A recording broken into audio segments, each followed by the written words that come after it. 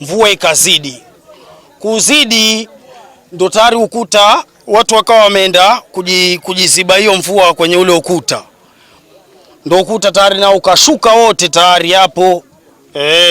Mtoto amvunjika mkono mara 3 na huyo mama amvunjika sehemu za kiuno huku chini na kichwa, na kuna mvulana pia na huyo jamaa mwingine amvunjika kabisa huku. Wiki kama za kuhesabu ama miezi ya kuhesabu, hii ukuta hapa ndani iliumiza watu.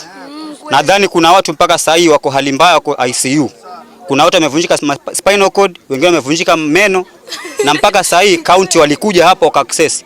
Kwa nini wasenge access kuta yote nzima yote hii?